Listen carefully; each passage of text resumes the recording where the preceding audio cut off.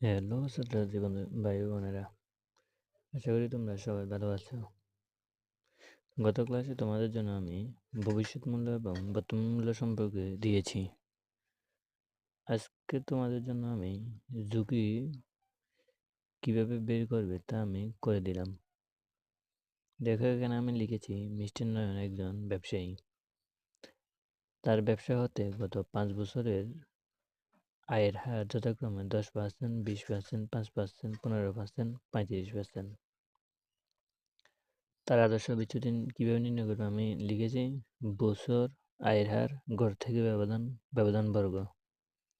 এখানে প্রথম বছর, দ্বিতীয় বছর, তৃতীয় বছর, চতুর্থ বছর, পঞ্চম বছর আয়ের হার যথাক্রমে দেওয়া আছে।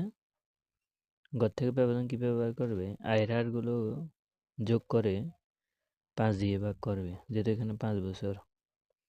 দেখো, আমি নিচে দিই গড় আয় বের করে দিয়েছি।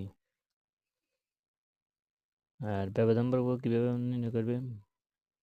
-5 গড় থেকে যে ব্যবধানটা হয়েছে এটার স্কোয়ার করে, বর্গের মানে স্কোয়ার, তোমরা সবাই জানো।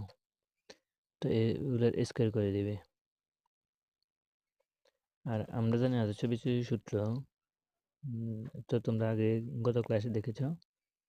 আজকে আমি লিখেছি √, ব্যবধান বর্গ বা n বিয়োগ 1, n মানে হচ্ছে বছর। করবে ক্যালকুলেশন তোমরা নিশ্চয়ই করতে পারবে আশা করি। তো তোমরা আদর্শ বিচ্যুতি সহজে বুঝতে পেরেছো কীভাবে বের করবে।